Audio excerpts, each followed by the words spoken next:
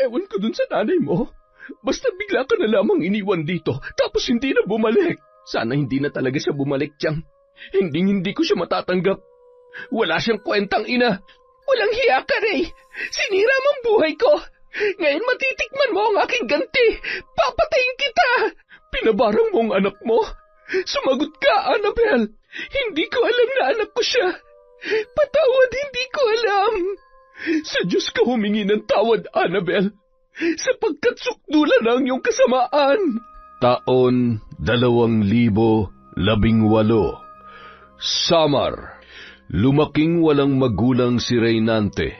Patay na ang kanyang ama at iniwan siya ng kanyang inang si Annabel sa kanyang tiyahin noong siya ay sanggol pa lamang at hindi na siya binalikan.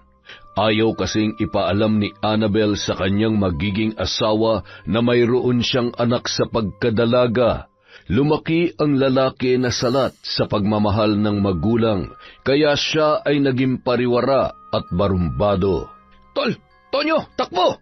Mga pulis! Nante, hintayin mo ako! Bilisan mo, baka mahuli tayo! Nagkandara pa sa pagtakbo ang magkaibigan. Pagdating sa maliit na eskinita ay mabilis naman silang lumiko at nakapagtago. Mabuti na lamang hindi sila ikinanta ng mga tambay nang tinanong yun ng mga pulis. Teka lang, bakit pati ako tumatakbo? Ikaw naman na nagnakaw ng cellphone. Ewan ko sa'yo, bakit ka nga ba tumakbo? Langya naman talaga, oo. Dinamay mo na naman ako sa kalukuhan mo. Huwag ka na magalit. Mamaya ililibre kita ng kwek-kwek. Muntik na ako mahuli ng pulis, tapos kwek-kwek lang. Kwek-kwek lang muna. Saka na tayo kakain na masarap kapag nanalo ako sa bingo. Bingo? Sama ko, tol, ha? Oo ba? Basta huwag ka magsusumbong kay Chang, ha? Paano naman ako magsusumbong? Pati naman ako laging pinapagalitan nun. Hayaan mo na, wag mo na lamang pansinin. Kahit tiyahin ko lang yun, parang anak na ang turing sa akin nun. Oo nga maswerte ka pa rin dahil meron kang tiyahin. Ako nga, simula nung nag-asawa ng ibang nanay ko, wala na talaga nag-alaga sa akin pareho kasing mga walang kwenta yung nagluwal sa atin Pasarap lang ng pasarap, pagkahirap na, pinabayaan na tayo. Teka tol, ikaw ba, hindi mo hinahanap yung nanay mo? Hinahanap, pero hindi para kailalanin, kundi para sumbatan at gantihan. Wala siyang kwentang ina. Pareho talaga tayo, tol. Kaya nga parang tunay na kapatid ng turing ko sa'yo, tol Ganon din ang turing ko sa'yo, tol. Kaya hindi talaga tayo mapaghihiwalay. Tol, kahit anong mangyari, I love you, tol, ha? Anak ng teteng naman, Nababakla ka na ba sa akin? Visit ka. Ay. Ang alat ng pawis mo, tol. Ikaw ang baho ng hininga mo. Nung araw na yun, gabi nang umuwi si Renante sa kanilang bahay, dahan-dahan siyang pumasok upang hindi magising ang kanyang tiyahin. Saan ka galing? Magandang gabi po, Tiyang Linda. Akala ko po, tulog na kayo. Hindi mo ba alam na kanina pa kita hinihintay? Nandyan lang naman po ako sa tabi-tabi, Tiyang. Rumaraket lang.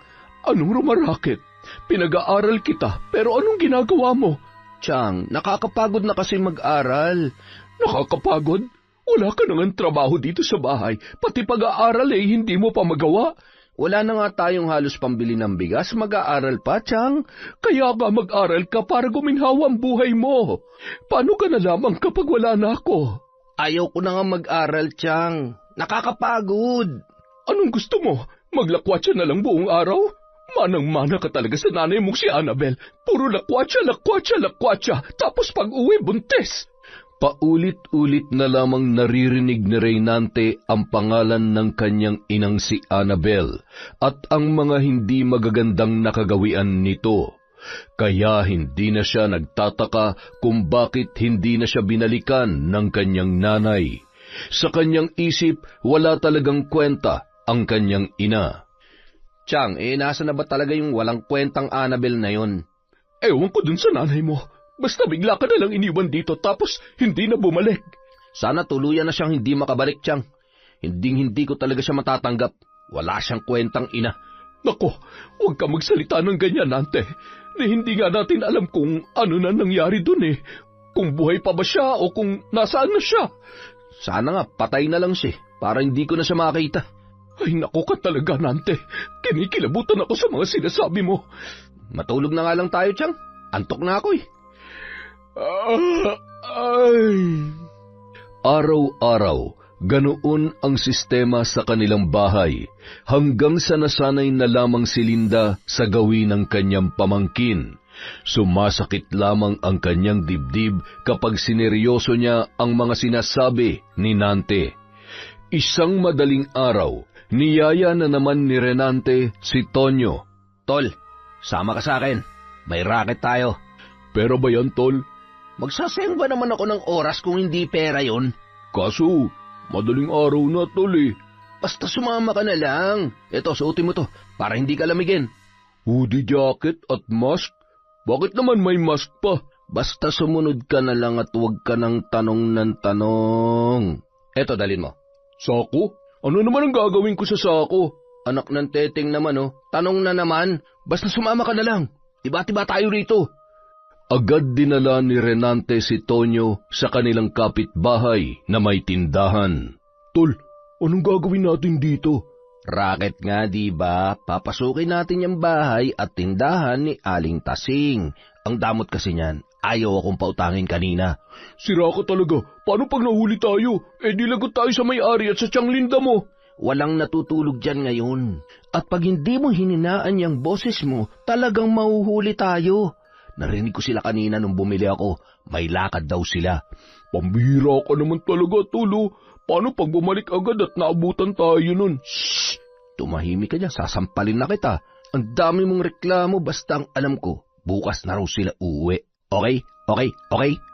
Pinasok ni Renante ang bahay.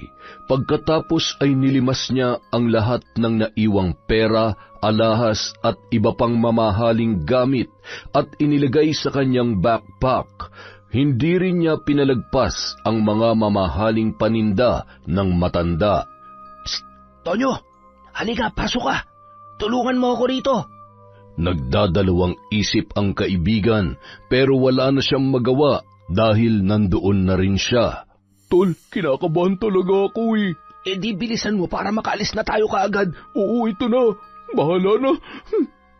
Pinuno nila ang kanilang dalang sako na halos maubos ang mga delata, gatas at iba pang mamahaling paninda na medyo magaan lamang. Tara na, Tol. Medyo marami-rami na to. Saan naman tayo didiretso, Tol? Tsaka mahuhuli tayo kapag dinala natin to sa atin. May kilala ko, Tol. Bumibili sila ng mga ninanakaw. Sila nang bahala na mag-dispose nito. Medyo mababa lang yung kuha nila pero ayos na rin yun kesa matunugan tayo ng mga kapitbahay natin. Iba ka talaga, Tol. Ang dami mong kapit. Ako pa ba? Matapos maisalya ang mga ninakaw, kumain ang magkaibigan at pagkatapos ay hinati nila ang kinitang pera. Diba sabi ko sa'yo, tiba-tiba tayo? Grabe, Tol. Ngayon na ako nakahawak ng ganito kalaking pera. Sa susunod, mas malaki pa dyan ang kikitain natin. Baka naman mapahamak tayo dyan, Tol. Huwag nating dalasan. Hindi pa humuhupa yung nervyos ko. Duwag ka talaga. Mas mabuti na yung araw-araw tayong rumarakit para tiba-tiba din tayo araw-araw. Hindi pa naman mauubos tong pera ko eh. Marami-rami pa to. Bumili ka ng chicks para maubos agad. Ayoko, Tol. Sayang lang ang pera dun. Ang sabihin mo, bakla ka. Duwag ka na nga, bakla ka pa. Ako yata yung tipo mo eh, ha? Kung pumapayag ka na ba na tayo na lang, bakit hindi? Baliw ka talaga. Pagkatapos kumain, umuwi na sila sa kani-kanilang mga bahay upang matulog. Kinabukasan, napabalikwas na lamang ng bangon si Reynante dahil sa balitang panluloob sa bahay at tindahan ni Aling Tasing. Naririnig kasi niya mula sa labas ang mga usap-usapan. Maya-maya pa, nagulat na lang siya nang may mga pulis na nag-iimbestiga sa kanilang bahay. Magandang umaga po! Bakit po, sir? Anong maipaglilingkod ko sa inyo? May napansin po ba kayong ingay kaninang madaling araw? Naku, wala po, sir. Tulog na tulog po ako. May nakapagsabi kasi sa amin na yung pamangkin nyo raw na si Nante, madalas madaling araw na daw umuwi. Maaari ba namin siya makausap? Ano naman ang kinalaman ng pamangkin ko dyan, sir? May nagreklamo po kasi sa presinto. Siya kasi ang pinagdududahan ni Aling Tasing at ng inyong mga kapitbahay. Sa katunayan, may dala na po kaming search warrant para imbestigan ang loob ng inyong bahay. Kinabahan si Renante sa kanyang narinig, kaya dali-dali niyang itinago ang kanyang pera sa may bubong at nagtulog-tulugan. Pasensya na po kayo, ma'am. Papasukin po namin ang bahay ninyo sa ayaw at sa gusto ninyo. Men, simulan niyo na. Yes, sir. Sir, parang hindi naman yata makatarungan yung ginagawa ninyo. Bakit? May nakakita ba sa pamangkin ko na siya mismo ang gumawa? Wala po, kaya nga nag-iimbestiga kami. Pero kung wala po kayong tinatago, hindi po kayo dapat matakot, hindi ba? Sige, pasukin niyo ang bahay ko, pero huwag niyong sasaktan ang pamangkin ko, ha? Huwag po kayo mag-alala. Hanggat walang ebidensya ay hindi po namin huhulihin ang pamangkin ninyo. Hinalungkat ng mga pulis ang buong bahay at nagkunwaring nagising si Renante. Magandang umaga po, sir. Ano pong kailangan ninyo? Ay, wala ka ba talagang alam sa panloloob sa bahay nila Aling Tasing? Po? Naku, sir. Wala po akong alam dyan. Negative po, sir. Wala kami nakitang ebidensya. Kapkapan niyo siya. Kinapkapan ng mga pulis si Reynante, ngunit wala talaga silang makuha na kahit anong ebidensya sa binata. Cleared, sir. Negative. Sabi ko naman sa inyo, sir, walang kinalaman doon ang pamangkin ko. Ginagawa lang po namin ang trabaho namin, ma'am. Maraming salamat sa inyong kooperasyon. Aalis na po kami. Lihim na napangiti si Reynante. Sisiw lang para sa kanya na harapin ang mga pulis. Dali-dali niyang kinuha ang itinagong pera sa bubong at binilang. Lingid sa kanyang kaalaman ay nakita siya ni Linda. Saan galing ang pera mo? Shh! Huwag kang maingay, Chang. Baka marinig tayo ng mga pulis. Totoo bang ikaw ang nagnakaw sa tindahan ni Tasing? Hindi, Chang, ha? Bakit ko naman gagawin yun? Magsabi ka sa akin ng totoo, Nante. Chang, tumahimik muna tayo. Sa totoo lang, wala namang ibang magpapahamak sa akin, kundi ikaw lang eh. Saan nga galing ang perang yan? Sa mga racket ko, Chang. Nagtatrabaho ko dun sa palengke, ano ka ba naman? Ikaw, Nante, ha? Sa oras na malaman ko na may kinalaman ka sa panloloob kina Tasing, ako mismo magsusumbong sa iyo sa mga pulis. Hindi nga ako, Chang. Promise, cross my heart. Mamatay man lahat ng kapitbahay natin. O eto, sa inyo na yung 5,000 para mabayaran nyo na yung utang ninyo. Hindi man lubos na nagtitiwala sa pamangkin, pero napilitan siyang tanggapin ang pera dahil na rin sa kahirapan ng kanilang buhay. Sigurado kang hindi ito galing sa masama, ha? Oo nga, Chang. Paulit-ulit naman eh. Pagtimpla niyo ako ng kapit na makatulog na. Sa paglipas ng mga araw, nagpalamig muna ang binata. Alam niyang mainit siya sa mata ng kanyang mga kapitbahay at maging sa mga pulis. Pansamantala muna siyang rumaraket bilang utusan ng mayamang negosyante at nagtitiis sa kakarampot na kinikita.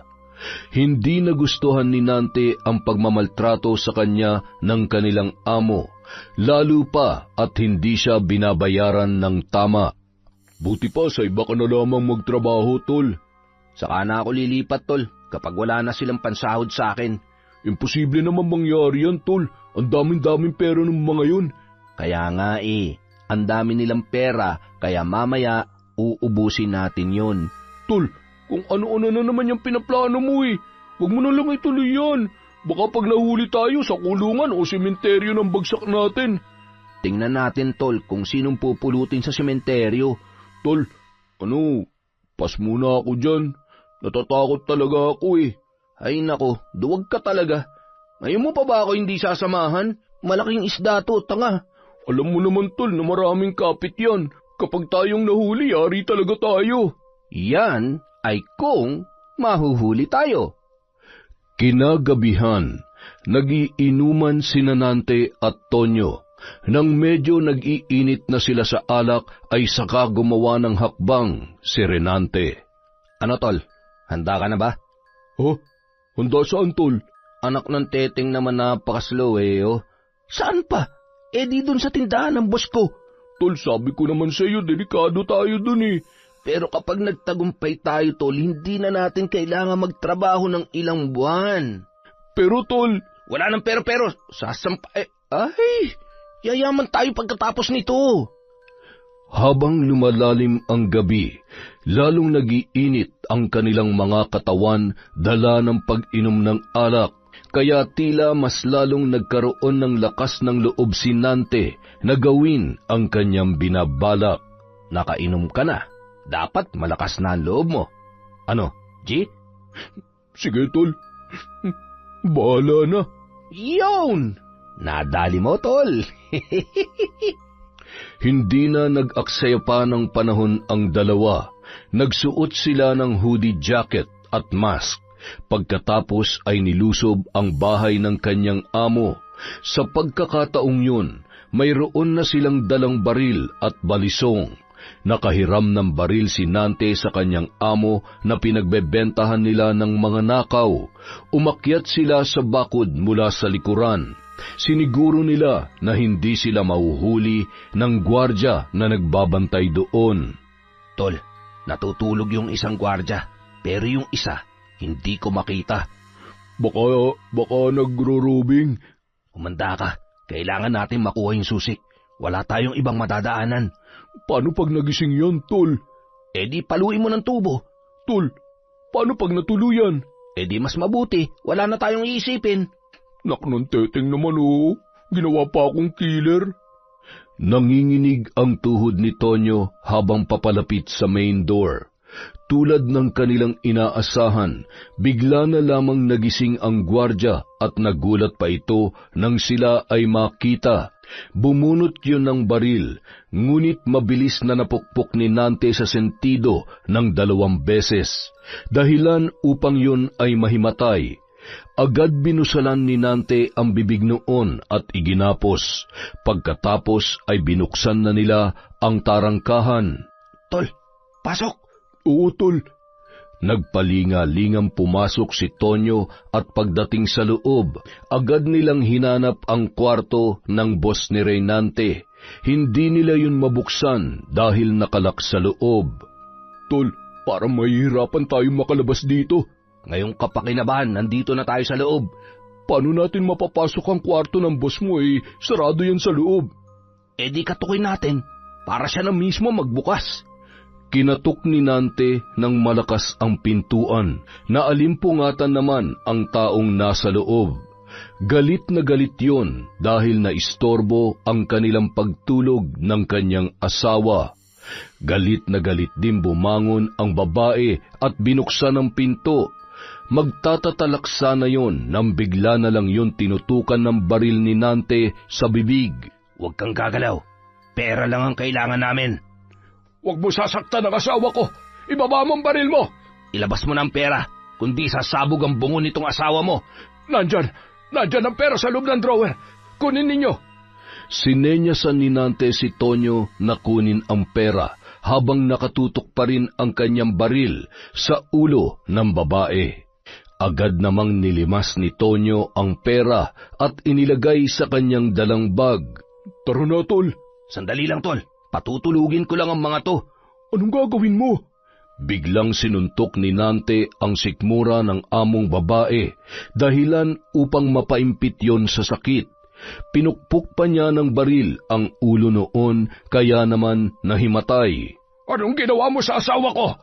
Hindi inaasahan ni Nante na manlalaban ang among lalaki, kaya nagkaagawan sila ng baril at natanggal ang kanyang face mask. Nante, bakit mo to ginagawa sa amin? Dahil maramot ka magpasahod. Agad na binaril ni Nante ang among lalaki ng 3 beses, dahilan upang bawian yon ng buhay. Tol, bakit mo pinatay? Wala sa usapan natin yan. Nakilala kasi ako, tol. Tara na, sibat na, bilisan mo. Nagkandara pa sa pagtakbo ang magkaibigan. Samantalang hindi nila inaasahan na darating ang isang gwardya at tinanggalan ng tali ang isa pa. Nang makita silang papalabas na, ay nagkaroon ng barilan sa pagitan nila, habang si Tonyo ay nagkukubli lamang. At dahil malakas ang loob ni Reynante, hindi siya nagpapatinag sa dalawa, kaya mabilis lang yung bumulagta sa sahig. Tol, tara na! Tila lumipad ang espiritu ni Tonyo dahil sa kanyang nakita. Sa takot niyang mahuli, madali lamang niyang natalon ang bakod, samantalang si Reynante ay pasimple lang na dumaan sa gate. Bago pa man nakarating ang mga pulis ay nakalabas na sila sa lugar at nakalayo na para paghatian ang nanakaw na pera. Ayos, ang dami nito. Paldo-paldo tayo, tol. Pero tol, Nante, hindi kaya tayo mapahamak? Baka isumbong tayo, nakita yung mukha mo eh. Paano naman siya magsusumbong? Yatap na yon. Oo nga no, pero natakot talaga ako kanina, tol. Lalo na nung nahuli tayo ng gwardya, akala ko katapusan na natin eh. Sabi ko naman sa'yo, magtiwala ka lang sa akin. Tingnan mo, may tig500,000 tayo ngayon. Ibang klase ka talaga, tol. Bilib ako sa tibay ng loob mo. Dito sa mundo, tol, patibayan lang talaga ng dibdib. Kung mahina ka, talo ka. Kung sa bagay, tama ka dyan, tol. Simula bukas, hindi na tayo isang kahig, isang tuka. 2 na. Akala ng magkaibigan ay ligtas na sila. Pag-uwi ni Nante sa kanilang bahay, nagulat na lamang siya nang may mga pulis na nakapaligid. Dali-dali siyang nagtago at nagmanman. Doon lamang siya tinablan ng takot. Mula sa kanyang kinaroroonan ay narinig niya ang iyak ng kanyang tiyahin. Sir, ilang beses ko bang sasabihin na wala ang pamangkin ko dito? Saan namin siya matatagpuan? Hindi ko alam. Saka, bakit niyo ba siya dinadawit sa panloloob sa bahay ng kanyang amo? Hindi lang siya basta dawit dito, ma'am, kundi siya talaga ang main suspect. Ano? At ano naman ang katibayan ninyo? Ayon sa amo niyang babae, pinasok daw sila ng 2 tao. Pinukpok siya sa ulo. Nung magising siya, may tama ng baril ang kanyang asawa. Ngunit bago yung binawian ng buhay, nakapagsalita pa yun na trabahante daw niyang nagngangalang Reynante ang nanloob sa kanila. Diyos ko, paano naman yun magagawa ng pamangkin ko? Sir, baka nagkakamali lamang kayo. Walang ibang Reynante na nagtatrabaho sa kanila, ma'am, maliban sa pamangkin ninyo. Ay naku, hindi to magagawa ni Reynante. Kaya nga, ma'am, kung may alam kayo kung nasaan siya, huwag niyo na siyang itago. Dahil magiging wanted pa rin siya. Hindi ko siya itinatago. Talagang wala siya rito. Hindi pa siya umuwi. Sige po ma'am. Aalis na po kami. Pero hindi ibig sabihin nun, titigil na kami sa paghanap sa pamangkin nyo, ha?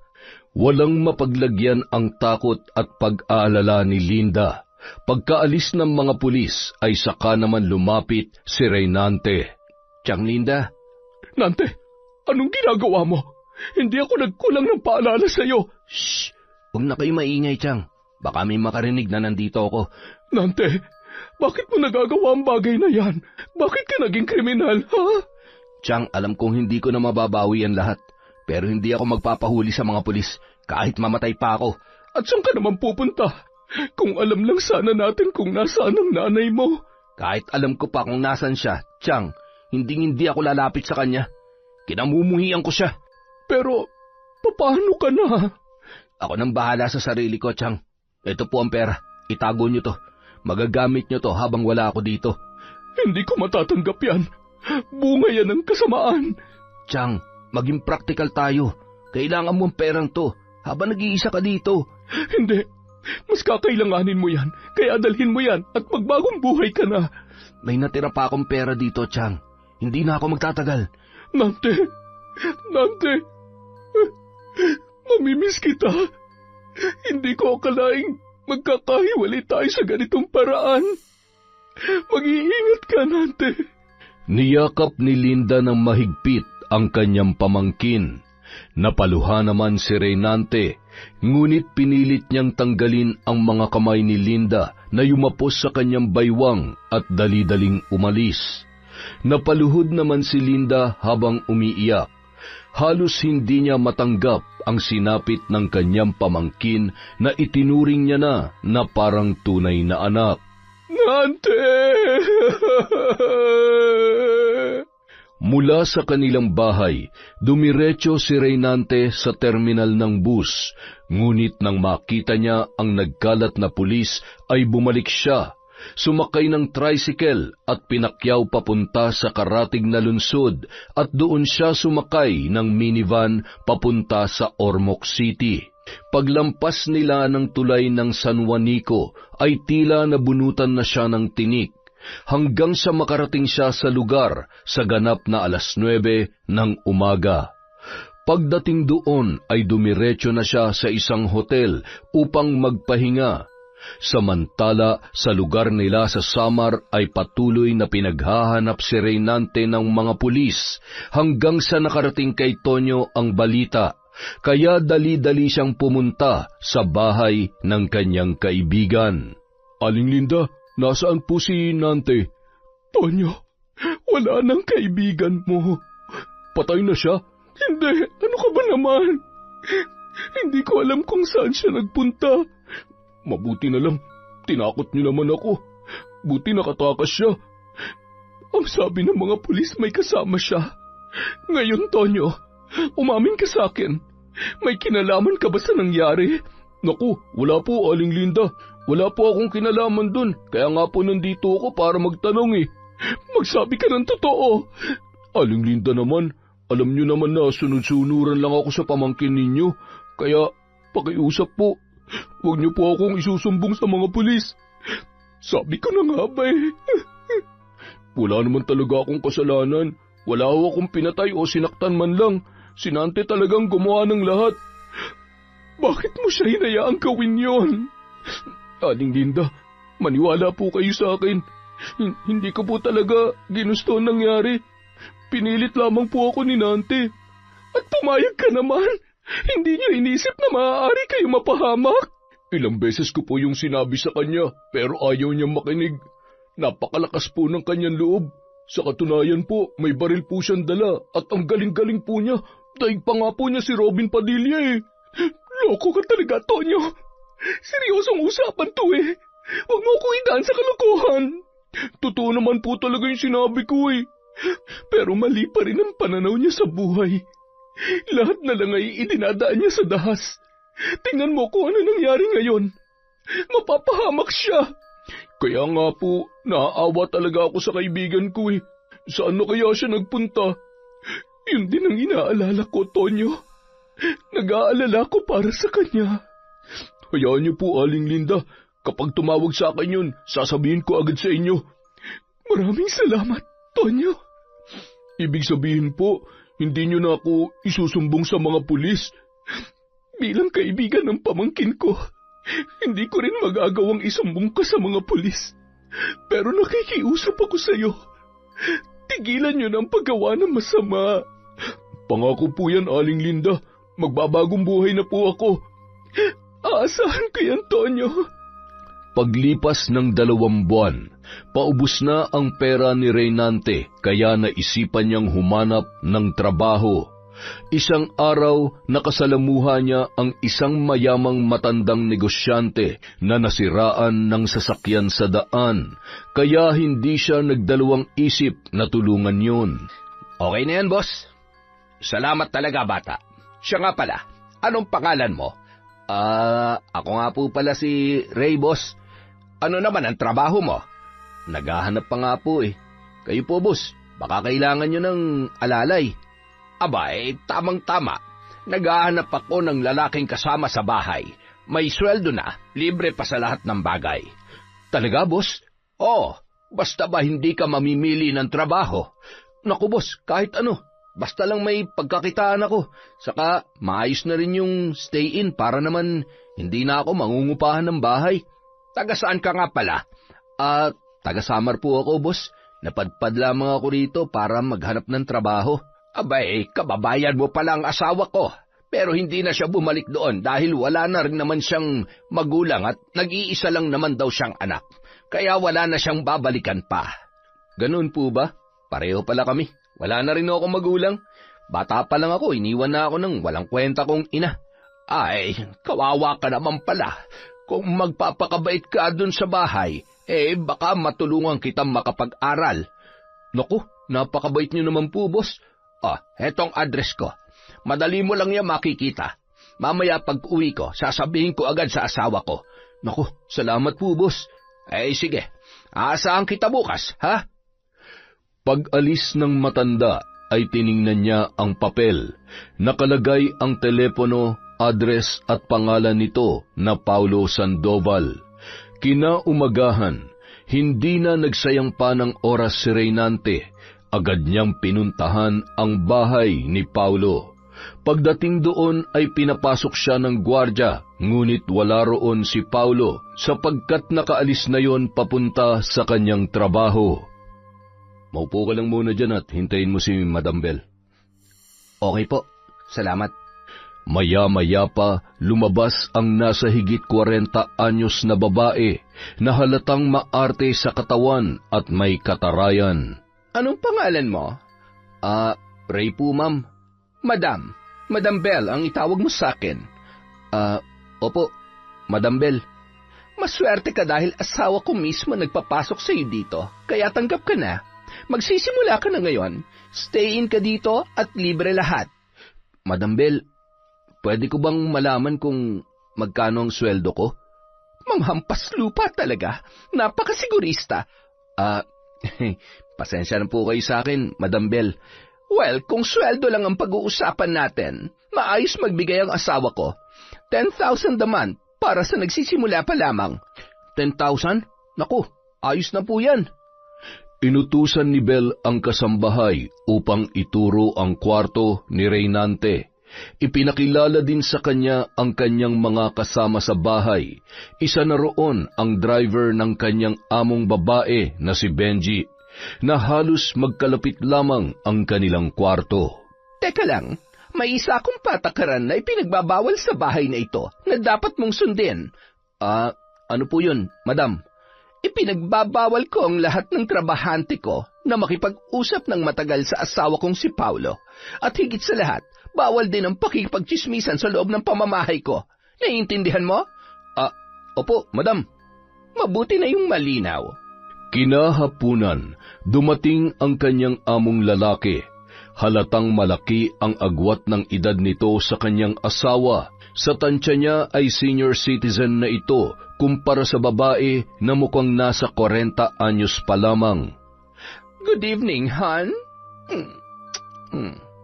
Good evening. Kumusta ang araw mo? Well, masaya. Tamang shopping lang sa mall at nood ng sine. Kasama mo bang mga kaibigan mo? Hindi, Han. Bodyguard driver lang ang kasama ko, si Benji. Dalawa lang kayong nanood ng sine? Yes, Han, pero hindi kami magkatabi. Ano ba namang klaseng tanong yan?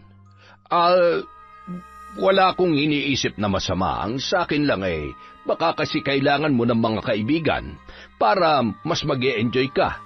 May tiwala naman ako sa iyo, Han. Salamat. Basta huwag ka lang mag-iisip ng masama. Makakasira yan sa relasyon natin. Para kay Reynante, parang may mali sa kanyang mga narinig. Naisip niya na tila inuutulang ng kanyang among babae ang matandang asawa nito. Maya-maya pa, nakita siya ng matanda. Ray, mabuti at pumunta ka rito. Opo, boss. Kailangan ko po kasi talaga ng trabaho Sige, feel at home at good luck sa trabaho mo. Salamat po, boss. Han, bakit hindi sir ang tawag niya sa'yo? Para ka namang mafia niyan. Hayaan mo na, Han, para maiba naman. Sige, magbibihis lang muna ako sandali. Pumasok na ang matanda sa kwarto habang si Bell ay lumapit naman kay Reynante. Hoy, ikaw? Bakit po, madam? Akala mo ba hindi ko napansin na nakikinig ka sa usapan namin mag-asawa kanina? Naku, hindi po, madam. Wala po akong narinig. Kapag ikaw hindi sumunod sa pamamalakad ko dito, malilintikan ka sa akin. Naintindihan mo? Opo, madam. Alis! Unang gabi ni Reynante ay naninibago siya sa kanyang kwarto. Hindi agad siya makatulog, kaya lumabas muna siya saglit upang manigarilyo. Nagulat na lang siya nang masipatan ng tingin ang kanyang among babae na nagmamadaling pumasok sa kwarto ng driver nito. At dahil siya ay nagdududa, umikot siya sa madilim na likuran kung saan bukas ng kaunti ang jealousy na bintana. Doon niya nakita ang kahalayan ng kanyang among babae at ng driver nito na mas bata pa sa kanya. Madam Bell, bakit ka pumunta rito? Benji, namiss kita agad. Paligayahin mo ako. Sigurado ba kayo na tulog na yung matanda niyong asawa? Oo, nilagyan ko ng sleeping pills yung kape niya. Ang galing mo talaga, madam. Naiinis kasi ako doon kapag hindi matutulog eh. Puro na lang himas ang magagawa. At kung may magawa man, ilang segundo lang hinihingal na. Kaya nandito ka ngayon. Hinahanap-hanap mong katikasan ko, no? Tama ka. Kaya paligayahin mo ako, Benji.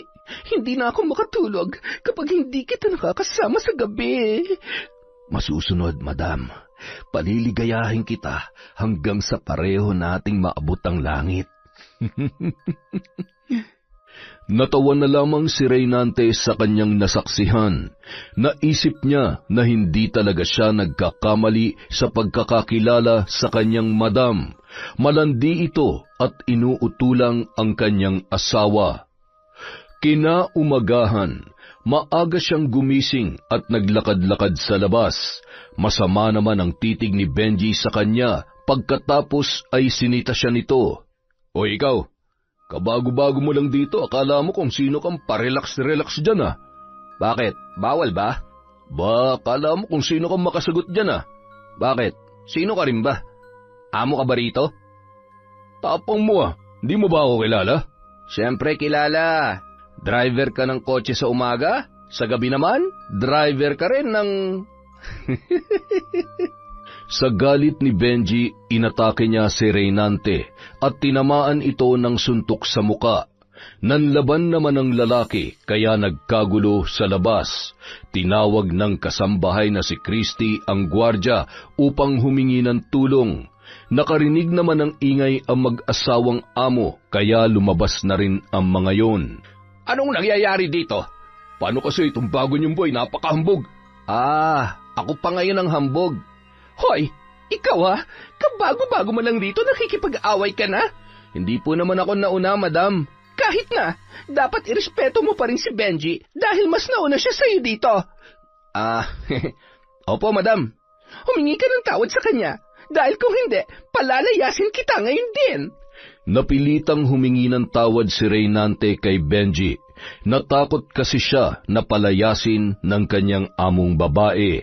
Palagi kasing yon ang nasusunod dahil wala namang kaalam-alam ang matanda na niloloko lang siya ng kanyang asawa.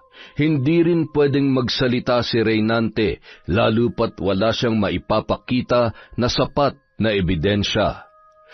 Pagkaalis ng among matanda, naghari-harian na naman si Benji na akala mo ay may-ari ng bahay. Pagkatapos mo dyan sa garden, linisin mo yung banyo ko sa likuran ha. Banyo mo yon? Bakit hindi ikaw maglinis? Ba, kanina pa ako nagigigil sa'yo ah. Bakit? Sino ba sa akala mo ha? Amo ba kita? Walang hiya ka talaga. Gusto mo ba lumayas dito? Hindi mo ba alam na lahat ng nagtatrabaho rito na hindi sumusunod sa akin, pinapalayas dito? Ibahin mo ako, Benji. Hindi ako tanga katulad ng inaakala mo. Ba, matapang ka talaga ha? At muli na namang nagkainitan ang dalawa hanggang sa magkasuntukang muli. Mabilis namang dumating si Belle kaya natigil ang pag-aaway nila. Ano ba kayo? Madam, pwede bang palayasin mo ng lalaking to? Dahil ba hindi ko sinunod ang utos mo? Sino ka ba talaga rito, ha? Dalawang magkabilang sampal ang natamo ni Reynante sa among babae. Di ba pinagsabihan na kita na matuto kang rumespeto? Pasensya na po kayo, madam. Marunong po akong rumespeto sa mga amo ko. Pero hindi ko naman po amo yan. Kapag wala ditong asawa ko, si Benji ang inatasan ko mag-utos sa inyo. Pasensya na po, madam. Pero hindi po yan kasali sa napag-usapan natin. Nakita mo na? Napakabastos talaga ng lalaking yan. Hayaan mo na, Benji. Sasabihin ko kay Paolo mamaya.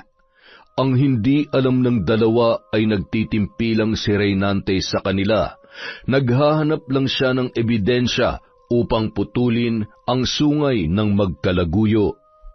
Kinagabihan, maingat na minanmanan ni Reynante sina Benji at Bel. Sa pagkakataong yun, bitbit niya na ang kanyang cellphone upang makakuha ng ebidensya. Malalim na ang gabi nang makita niyang pumasok na naman ang kanyang among babae sa kwarto ni Benji.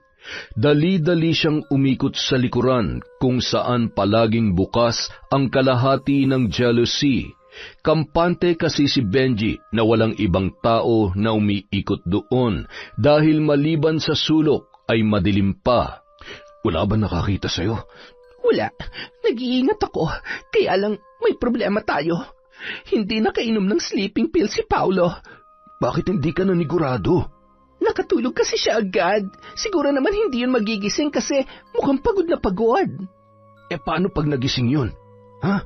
Hindi na yun. Humihilik na eh. Ay, kinakabahan ako. Pwede bang bukas na lang? No, ayaw ko. Sabi ko naman sa'yo, hindi ako makakatulog kapag hindi tayo nag-ano eh. Putik naman talaga oh. Sige na, Benji. Please. Napilitang pumayag ang driver sa kagustuhan ng kanyang among babae.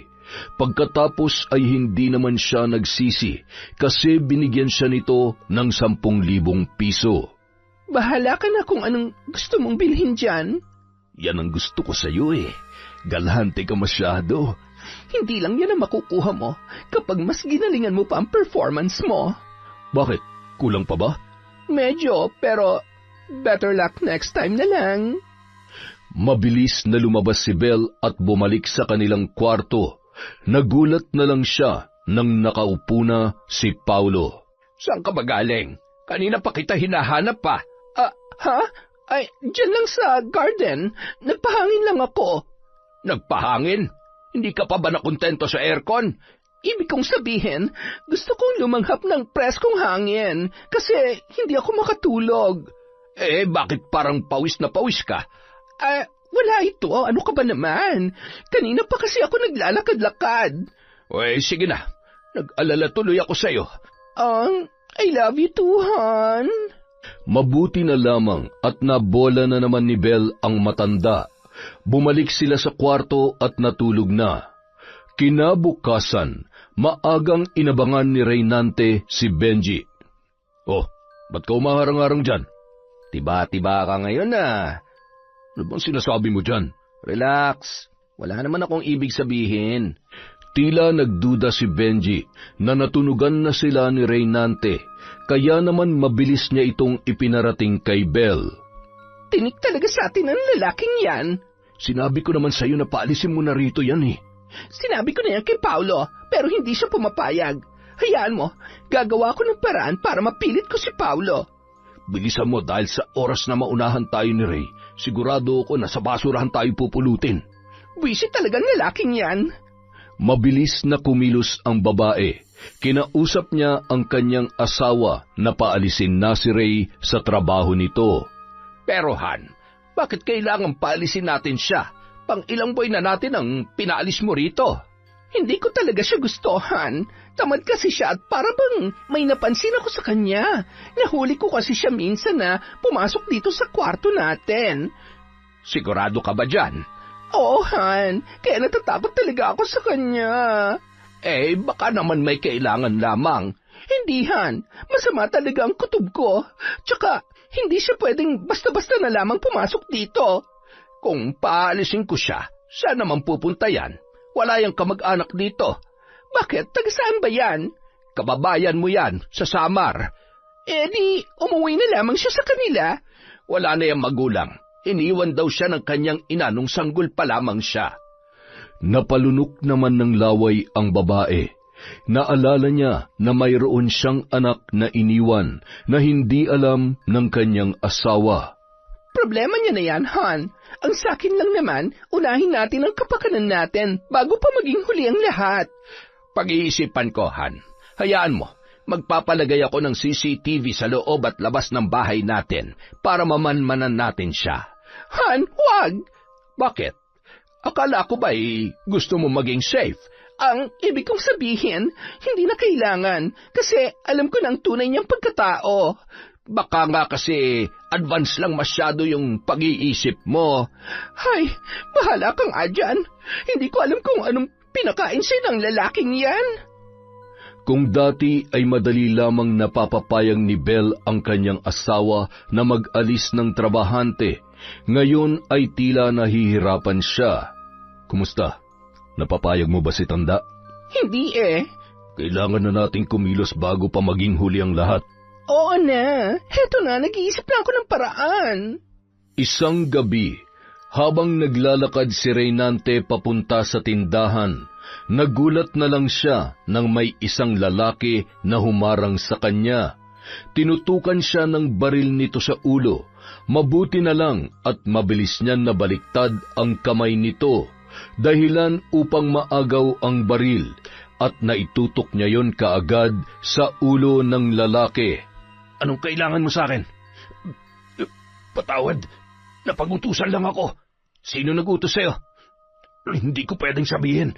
Sasabihin mo o sasabog ang ulo mo? Isa, dalawa, wag! Sasabihin ko na! Sino? Si Madam Belle. Walang hiyang yun. Pakiusap, huwag mo sabihin sa kanya na nagsumbong ako. Baka ako naman ay ipapatay niya. Umalis ka na, bago pa mabuhay ang demonyo sa katawan ko. Bilis! Opo. Mabilis na umuwi si Reynante sa bahay ng kanyang amo. Nang makita ang among babae at si Benji, ay kumulo agad ang kanyang dugo. Sa isip niya, hinahamon talaga siya ng mga yun. Ngunit hindi nagpadala si Reynante sa bugso ng kanyang damdamin. Nag-iingat pa rin siya na hindi makagawa ng krimen dahil pag nagkataon, tiyak niyang mauungkat ang kanyang mga nakaraang kaso. Putya, palpak yung tauhan mo. Paano niya nagawang makabalik pa dito sa bahay? Sigurado ko tayong pagdududahan yan. Kung hindi kumantay yung inutusan ko, siguradong inosente pa rin tayo sa kanyang paningin. Sigurado naman ako na hindi kakanta yun. Alam niya kung anong mangyayari sa kanya. Natigil ang pag-uusap ng dalawa nang biglang lumabas si Paulo. Agad nilang iniba ang kanilang usapan. Ha, nandyan ka pala. Halika rito. Umupo ka sa tabi ko. Mukhang seryoso ang pinag-uusapan ninyo Paano kasi, Han? Nagpapatulong ako kay Benji. Namanmanan niyang si Ray. Natatakot talaga ako sa kanya, Han. Sinabi ko naman sa'yong magpapalagay ako ng CCTV camera para mamanmanan natin ang kilos niya. Ay, baka rin naman nagkakamali ka lang, Han. Huwag na nga, Han. Hindi na kailangan yon. Nandito naman lagi si Benji. Oo nga po, sir. Bilang bodyguard driver, obligasyon ko pong bantayan ang seguridad ni Madam Belle.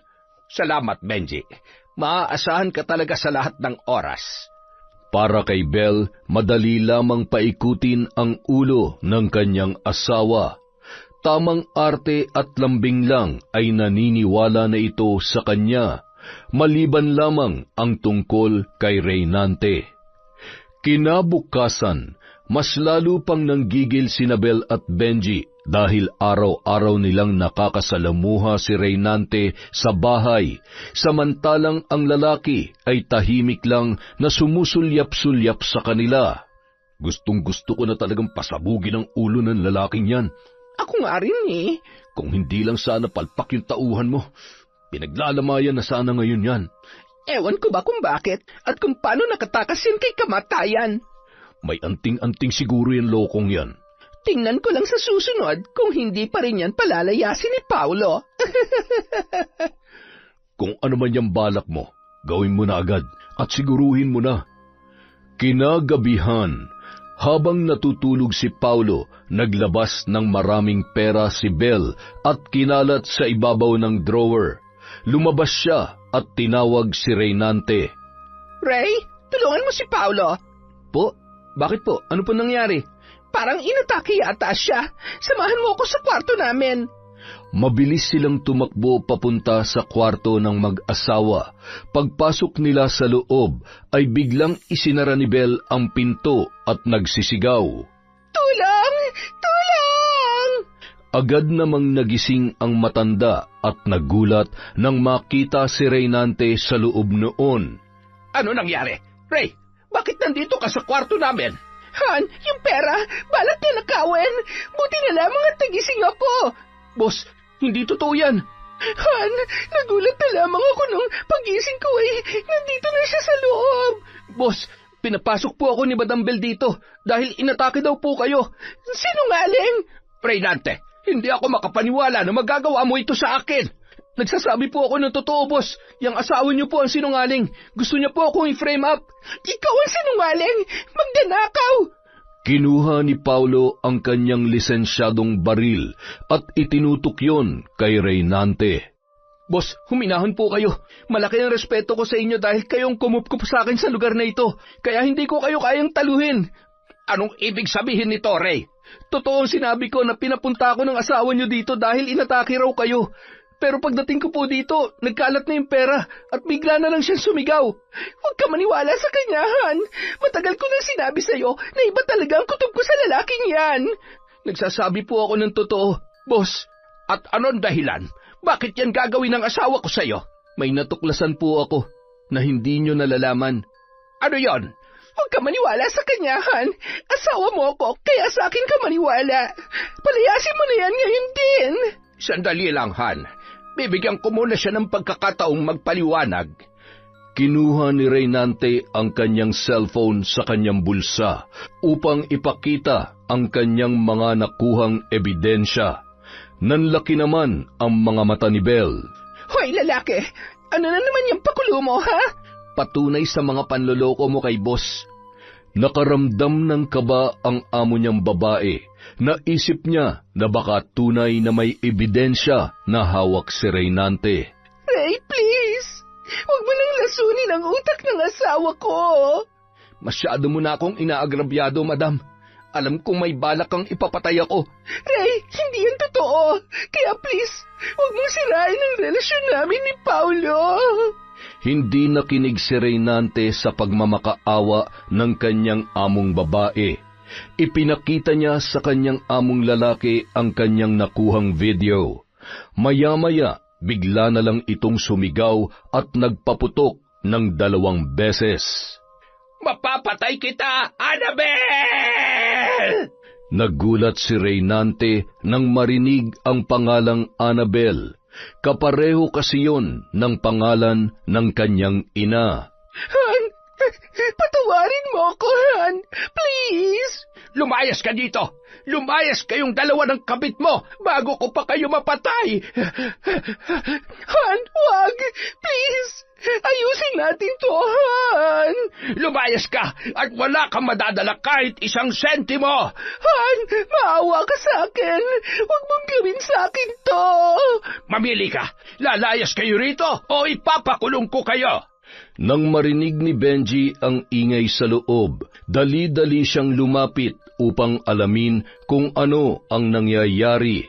Nagulat na lang siya nang makita na nakaluhod si Bell sa harap ng kanyang asawa na umiiyak. Ano nangyayari dito? Nang makita ni Paulo si Benji, walang pagdadalawang isip na binaril niya yon. Mabuti na lamang at hindi ito napuruhan at mabilis na nakatakbo papalabas. Susundan pa sana yun ni Paulo, ngunit hinarang siya ni Annabel. Han, wag! Hayaan mo na siya! Pinuprotektahan mo pa talaga ang lalaking yon? Lumayas ka na, Annabel! Magsama kayo ng kabit mo! Hindi kita iiwan, Han! Paano ka kung wala ako? Hindi na kita kailangan! Ang kapal ng pagmumukha ninyong lokohin ako sa loob ng pamamahay ko! Hindi, Han! Hindi ako aalis dito! Bahay ko rin to! Wala ka nang makukuha sa akin! May karapatan ako dito dahil asawa mo ako! Isang malakas na sampal ang natamo ni Annabel mula kay Paulo. Mamili ka! Lalayas ka o ipapakulong ko kayo ng kabit mo! Han, maawa ka sa akin! Hindi na ito mauulit! Kinaladkad ni Paulo ang babae palabas ng gate. Pagkatapos ay isinara niya yon. Bumalik siya sa loob at hinayaan niyang magsisigaw si Bell sa labas. Ray, salamat at sinabi mo sa akin ang katotohanan. Matagal ko nang gustong sabihin sa inyo to, boss. Kaya lang, naghahanap lang ako ng matibay na ebidensya at tamang panahon. Simula ngayon, ituturing na kitang kapamilya. Ikaw at ako na lang ang masusunod sa bahay na ito. Talaga, boss?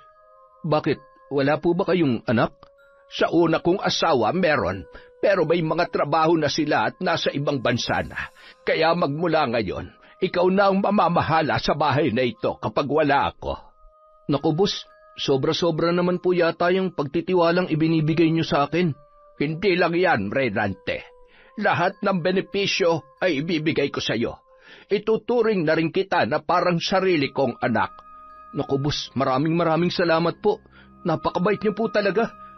Lihim na napangiti si Reynante. Hindi niya akalain na biglang giginhawa ang kanyang buhay sa isang iglap lamang. Noon, naalala niya si Tonyo at ang kanyang tiya Linda. Iniisip niya kung maayos ba ang lagay ng mga yon. Naisipan niyang kontakin si Tonyo sa Facebook gamit ang bagong account na walang muka. Simula kasi nang naging wanted siya ay hindi na siya gumagamit ng Facebook upang hindi matrack ng mga pulis ang kanyang kinaroroonan.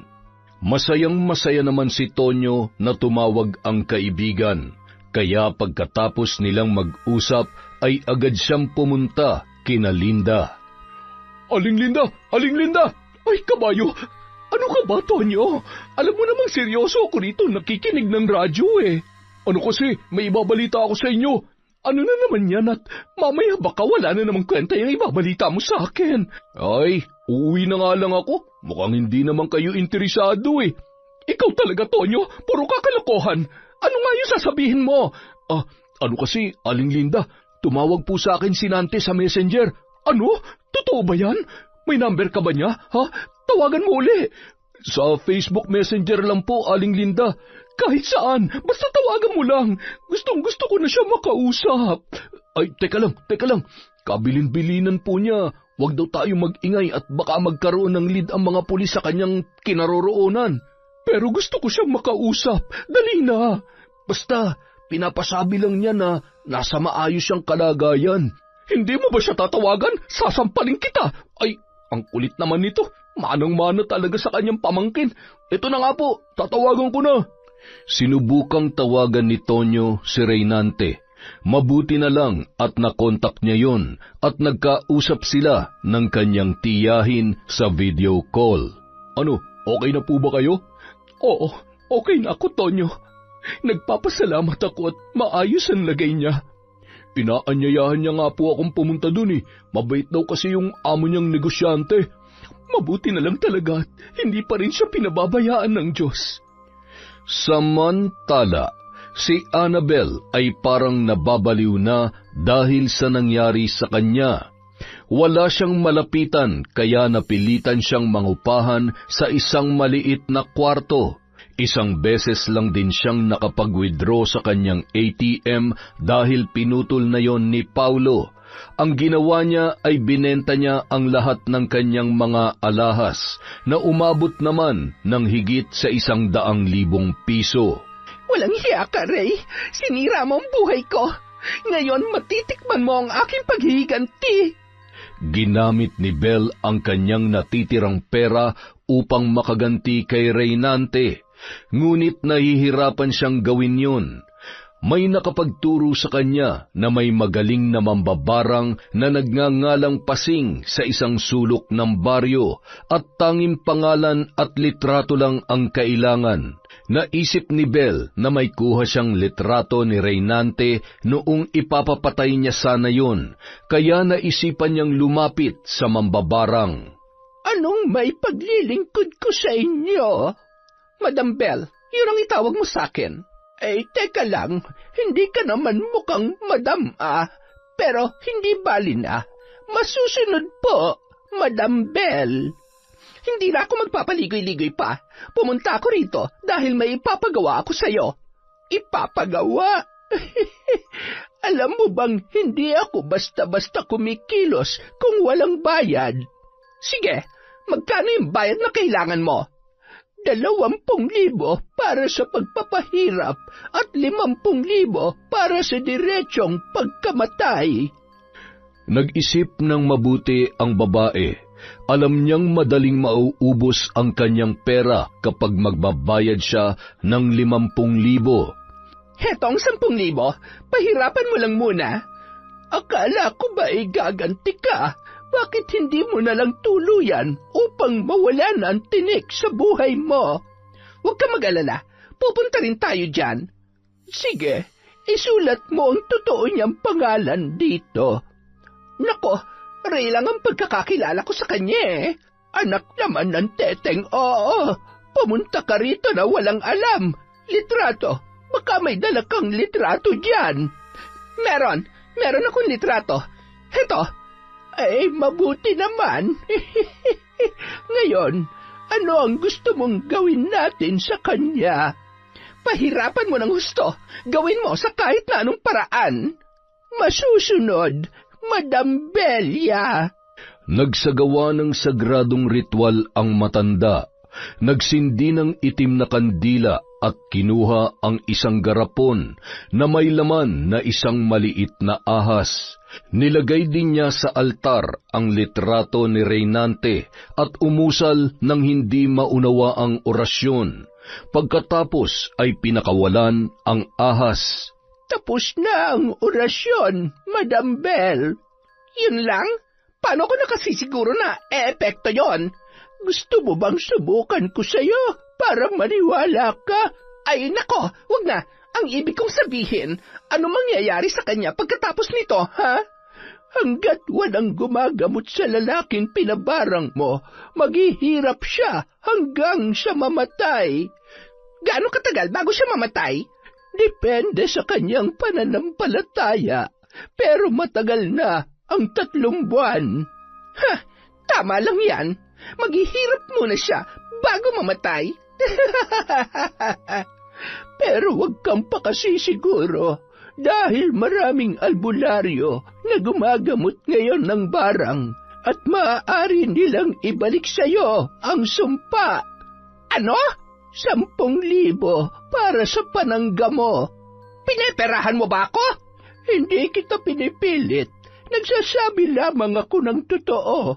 Baka kasi magsisi ka sa huli. Baka ikaw pang mamatay dahil sa sumpang ibinigay mo sa kanya. Napaisip ng mabuti si Bell sa sinabi ng mambabarang, kaya napilitan niyong magbigay ng 10,000. Huwag mo yang tatanggalin sa katawan mo. Depensa din yan sa mga barang, kulam at masasamang elemento na gustong manakit sa'yo. Sige, salamat. Hindi na rin ako magtatagal dito. Matapos umuwi ni Bell, abot tainga ang ngiti ni Aling Pasing.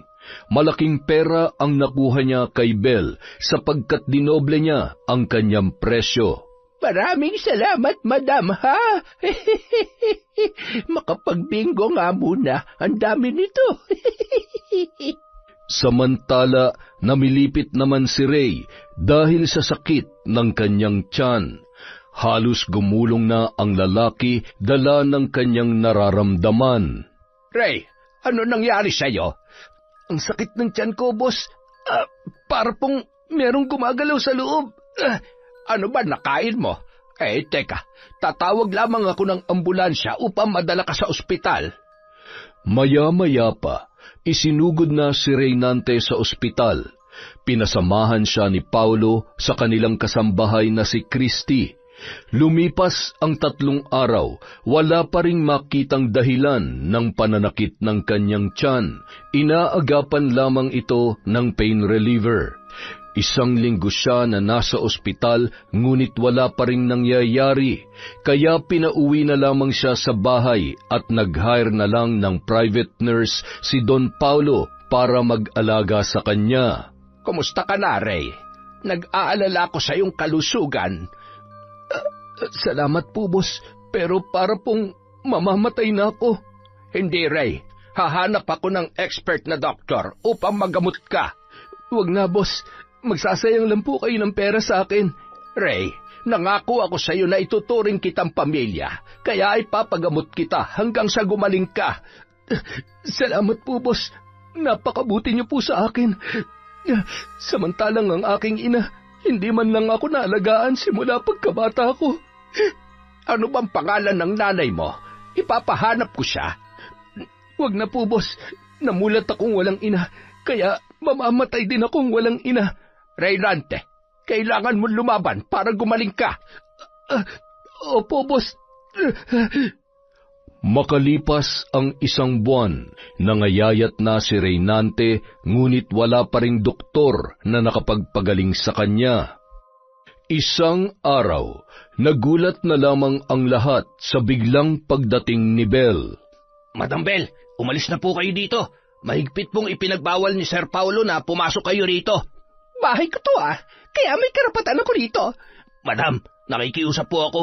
Kapag hindi kayo umalis, mapipilitan kami tumawag ng pulis. Kahit anong gawin nyo, hindi nyo ako mapipigilan.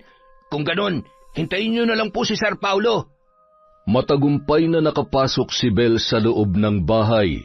Nagulat na lang siya nang makitang may nakahilata sa isang kama, payat at malalim ang mga mata.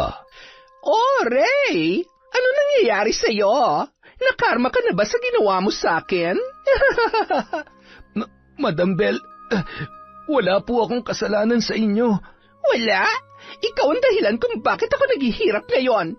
Ikaw ang dahilan kung bakit nawala sa akin ang lahat-lahat. Tapos sasabihin mo, wala kang kasalanan? Madam, sabihin niyo lang ang gusto niyo sabihin. Wala na po yung silbi sa akin dahil ramdam ko rin po na malapit na po akong kunin ni kamatayan. Dapat lang. Dahil pakailamero ka. Dapat ka lang mamatay. Buwisit ka sa buhay ko. Gusto ko lang sabihin sa inyo, madam, na hindi po ako nasasaktan sa mga sinasabi niyo. Dahil simula nang iwan ako ng nanay ko, para niya na rin akong pinatay. Kaya ka siguro iniwan ng iyong ina dahil malas ka sa buhay niya. Kaya din siguro parehong pangalan ninyo ng nanay ko. Dahil pareho din ang tingin niyo sa akin. Higit sa lahat, pareho kayong walang puso. Biglang nakaramdam ng kurot si Annabel sa kanyang puso. Hindi niya alam kung bakit bigla siyang naapektuhan sa mga sinabi ni Reynante. Maya-maya pa, dumating si Paulo kasama ang mga pulis at hinuli ang babae. Bitawan niyo ako! Bahay ko to! Hindi niyo ako pwedeng palisin dito! Hindi mo ito bahay. Bahay ko lamang ito. Pinagawa ito ng mga magulang ko para sa akin. Pero asawa mo ako! Kasal tayo! Heto ang divorce papers. Pirmahan mo yan at wala kang mapapala sa lahat ng ari-arian ko. Hindi! Hindi ko pipirmahan yan! May karapatan pa rin ako dito hanggat kasal pa tayo! Nagkakamali ka. Dahil hindi conjugal ang mga ari-arian ko. Namana kong lahat ng ito sa pamilya ko at walang ibang makakakuha nito kundi ang mga anak ko sa una kong asawa. Walang hiya ka! Hindi ako papayag na wala akong mapapala dito. Tandaan mo, mamamatay ka rin katulad ni Reynante.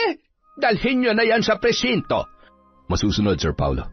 Kinabukasan, sinampahan ni Paulo ng kaso si Annabel, adultery sa pakikiapid kay Benji at kasong breach of trust dahil sa pagwawaldas ng pera na hindi niya nalalaman.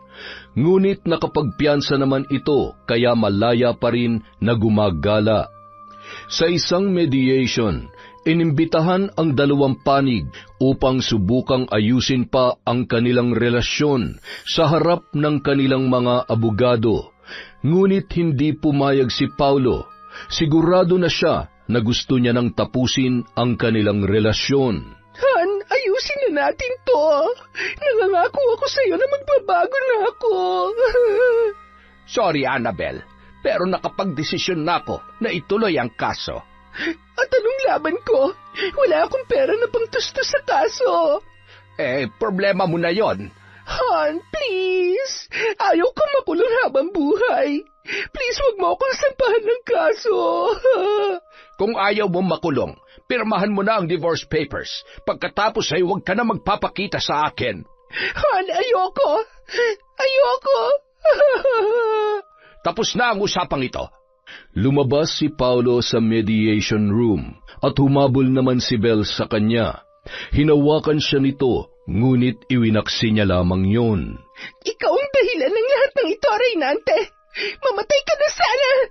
Dahil sa takot na matalo sa kaso at makulong, naisipan niyang lumayas at umuwi sa kapatid niya sa Samar. Sa isip niya ay magiging masaya ang kanyang kapatid kapag binigyan niya yun ng pera sa kanyang pag-uwi. Kinabukasan, agad siyang bumiyahe papuntang Samar, ngunit kinakabahan siya kung matatanggap ba siya ng kanyang anak. Samantala, inaatake na naman si Reynante ng sakit ng kanyang tiyan. Halos hindi na tumatalab ang mga pain reliever na itinuturok sa kanya. Lumobo na rin ng husto ang kanyang tiyan, dahilan upang mahirapan ang kanyang paghinga. Ray, ano nangyayari sa'yo? Boss, hindi na siguro ako magtatagal. Nurse, oxygen, bilis! Mabilis namang kumilos ang nurse, dahilan upang maagapan si Reynante. Ray, kailangan mong lumaban. Hahanapin pa natin ang nanay mo. Wag na, boss. Nagsasayang ka lang ng oras sa walang pusong babaeng yun. Pero Ray, ito na lang ang tawagan mo, boss. Ang kaibigan kong si Tonyo para makarating sa tiyang Linda kong nangyayari sa akin. At kung sakaling mawala na ako. Ray, hindi ka mamamatay. Tatawagan ko ang tiyahin mo, pero maaari bang sabihin mo sa akin ang pangalan ng nanay mo? Annabel. Annabel? Anong apelyido? Hindi na nakapagsalita si Reynante dahil inatake na siya ng labis na pananakit ng tiyan. At dahil na-immune na siya sa kanyang mga gamot, ay muli na naman siyang isinugod sa ospital. Samantala, nakarating na si Annabel sa Samar. Hindi niya maunawaan ang kanyang nararamdaman. Pagdating sa bahay ng kanyang kapatid, ay nagulat na lang siya sa sumalubong sa kanya. Walang hiya ka? Bakit ka pa umuwi dito? Ate, patawarin mo ako. Natatakot kasi ako dati na hindi ako matatanggap ng asawa ko. Oras na malaman niya may anak ako. Sana hindi ka na lamang bumalik. Nasaan ang anak ko, ate? Anak? Hindi mo alam kung ano nangyayari sa anak mo? Lumaki siyang barumbado dahil puno ng galit ang kanyang puso dahil sa'yo. Nasaan siya, ate? Gusto ko siyang makita. Matagal nang wala ritong anak mo. Nakapatay siya at wanted siya sa lugar na ito. Bakit, ate? Bakit mo siya hinayaan? Isang malakas na sampal na naman ang tumama sa muka ni Annabel. Hindi ako nagkulang sa anak mo. Ikaw ang dahilan kung bakit naging pariwara siya. Ilang sandali pa, bigla namang dumating si Tonyo. Aling Linda! Aling Linda! Tonyo, bakit? Si Nante, may masama nangyayari sa kanya. Ano? Opo, tumawag yung amo niya. Isinugod daw nila si Nante sa ospital. Diyos ko, ang pamangkin ko. Nasaan siya? Puntahan natin siya. Kailangan ko siya makita. Di ba sinabi ko na sa'yo na wala siya dito? Nasa Ormoc siya, naglayas. Ormoc? Teka lang, sino ka ba? At bakit nakikisali ka sa usapan namin? Huwag mo siyang pansinin, Tonyo. Pupunta tayo ng Ormoc sa lalong madaling panahon. Sasama ko. Sino ka ba talaga? Bakit ka sasama? Ako ang nanay ni Nante. Nagpapatawa ka ba? Matapos mo itakwil yung anak mo, babalik ka na parang isang maalalahaning ina? Ay! Basta sasama ako sa ayaw at sa gusto nyo. May pera ako dito. Wala akong pakialam kahit maubos to. May iligtas ko lang ang anak ko. Sana noon mo pa yan naisip, Annabel. Ate, bigyan mo ako ng pagkakataon na makabawi sa kanya. Please, ate. Kahit ngayon lang. Kung ganun, ano pang hinihintay natin? Tayo na! Sige, mag-empake lamang ako. Mabilis silang bumiyahe papunta sa Ormoc.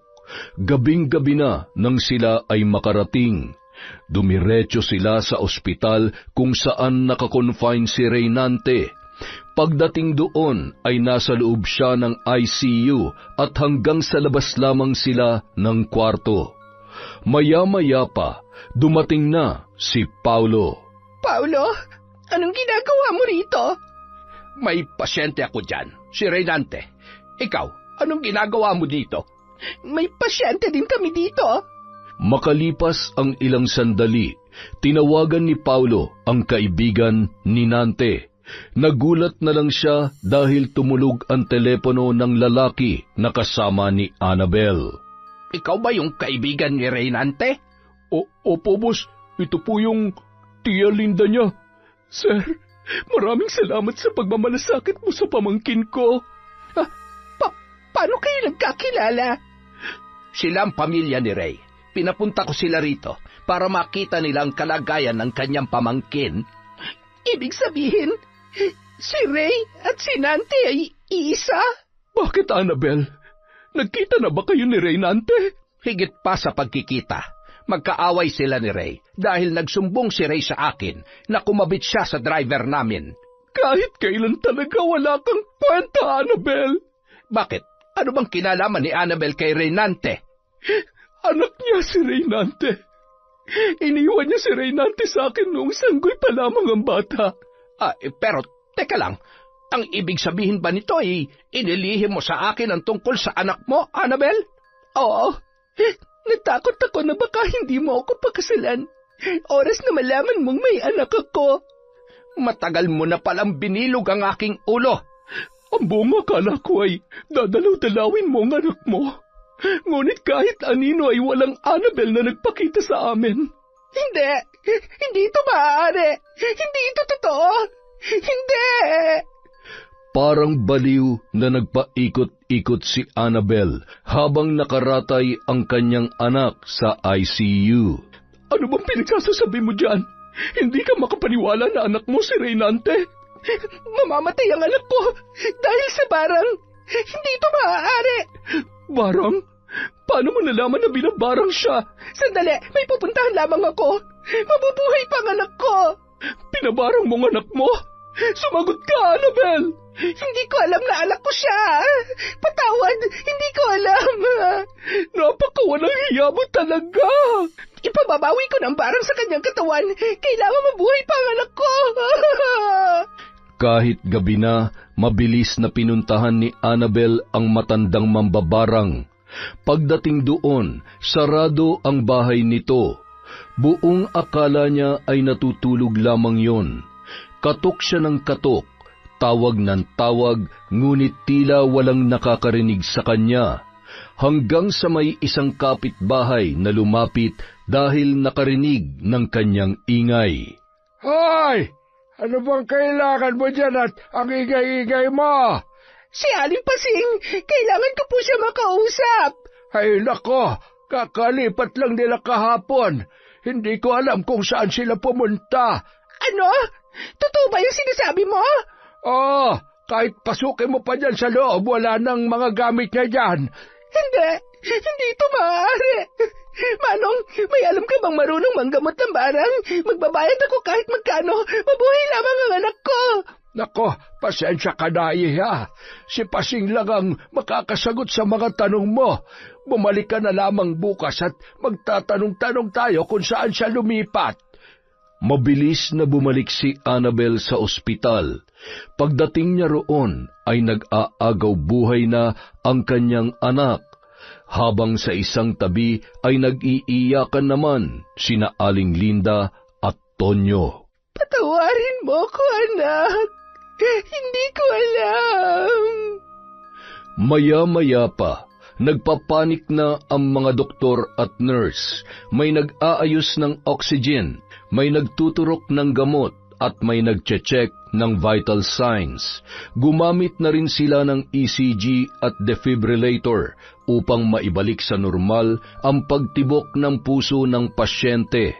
3 beses na inilapat ng doktor ang defibrillator sa dibdib ni Reynante, ngunit hindi na talaga bumalik ang pagtibok ng puso ng binata. Sumuko na ang mga doktor at sinabi na wala ng pag-asa ang pasyente. Reynante! Tol, bakit mo ko iniwan, Tol? Nante, Patawarin mo ko, anak ko. Maya-maya pa, nagkagulo na lang ang mga doktor at nurse sa loob ng ICU. May nakita kasi silang maliit na ahas na lumabas sa bibig ni Reynante. Kasalanan mo to, Annabel. Napakawalang hiya mo talaga. Hindi matanggap ni Annabel na siya ang dahilan kung bakit namatay ang kanyang anak. Sa haba ng panahon na hinayaan niya ito, sa ganitong paraan pa niya makikilala. Reynante! Anak ko! Huli na ang lahat, Annabel. Pagsisisihan mo habang buhay ang ginawa mo sa kanya. Ate, patawarin mo ko. Sa Diyos ka humingi ng tawad, sapagkat sukdulan na ang iyong kasamaan. Sa tulong ni Paulo na ihatid sa Samar ang bangkay ng binata, binigyan din niya ng sapat na pera si Linda para pantustos sa kanilang pangangailangan. Pagkatapos ng libing, bumalik agad si Annabel sa Ormoc upang harapin ang kaso na isinampa ni Paulo sa kanya. Sa unang pagdinig pa lamang ng korte, inamin na lahat ni Annabel ang kanyang mga kasalanan, kaya madali lamang natapos ang kanilang kaso. Agad siyang pinatawan ng kaparusahan ng pagkakakulong sa kasong adultery at reklusyon temporal o 20 taon na pagkakabilanggo. Sa isip naman ni Annabel, kulang pa ang kanyang buhay upang mabayaran ang lahat ng kanyang mga kasalanan. Yon! Isa na naman pong malupit na kwento mula sa Kwentong Enteng. Maraming salamat po sa inyong walang sawang pagsubaybay at pagmamahal sa channel natin. Kaya naman, love na love din po kayo ni Enteng. Maraming salamat po at dahil dyan, babawi tayo ng shoutout. Simulan po natin kay Boss Rodrigo Gonzales. Hi kay Dimple Siumi. Shoutout kay Belen Malbas. Kay Filipina Palsario. Shauma TV. Josie Aniban. Chris Alcantara. Kay Marie Balangon. Ma'am Tess Gutierrez. Rona Jane of H2O Agency. Hi din po kay Robert Crimen. Kay Manisan Mamot Mapadtaya. Amparo Ludovico. Lerma Bo, Luz Viminda Bautista, Ira, Faith from Rogen Faith Lozada of Cabala Union. Hi po kay Rovelyn Kadungog. Hi kay Virgie Latorre, kay Robbie Rodriguez, kay Boss Mando Dumangas. Hi po kay Lydia Arnisto, kay Lane Cardiente. Hi din po kay Princess Fernandez, Eddie Cinco. Shout out kay Finky Rusi 14, Mary Jane Mina, Kat Burglar Cutie, kay Trisha Cose. Hi po sa Krampatana at Silvestre family from Joanna Krampatana. Hi kay Re Basil, kay Marites Nalica, kay Edgardo Fontanilla, kay Teresa Barcelona. Hello po kay Maria Dimple Galantes, kay Irene Sevilla, kay A. Lane. Hi kay Noylene Villahermosa. Hello kay Zane Axel Renada. Hi kay J.D. Esteves. Kay Mea Espiritu. Angelina Ignacio. Hi sa Agodo family at kay Grace Agodo from Liza Agodo. Hi po kay Jocelyn Samson. Hello kay Colalona. Kay Princess De Leon ng Antipolo. Hello din po kay Annelyn Agpoon ng Binalonan, Pangasinan from John Chris. Hello po kay Virgie Latorre, kay Michelle de la Cruz, LSC or Lerlin Cas. Hi po sa Galedo family from Babes, kay Stella Pineda, Alma Naong. Hello din po kay Criselda Sotil, kay Sean Samuel Sebastian from Chonchamteb. Hello po kay Hermenia Arciliana, Ray Buendia, Billy Ray, Jenny May from Lucy Buendia. Hi po kay Gemma Jane Gaugano, Lito Masilang, Christine Victorino from Hong Kong. Hi kay Glenda Gilado, kay Lalaine May, Valerie Joy Nadal, Janet Castillo, Rosemary Casonete, Marenila Cervantes. Hi po kay Ruth Ann Migano, kay Vicky Yabut, kay Christine Joy de la Cruz, at kay Neja Castillo. Yung mga hindi po natin nabanggit, meron pa po tayong mga susunod na videos. Maraming salamat po ulit sa walang sawang pagsuporta sa Kwentong Enteng.